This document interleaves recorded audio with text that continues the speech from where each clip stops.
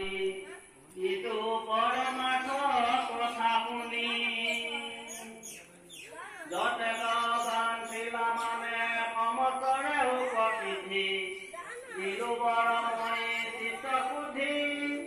ঠাকুৰ ভক্তি সদায় ঈশ্বৰ কৃষ্ণৰ পাৱে তোমাৰ নিৰ্মল বুদ্ধি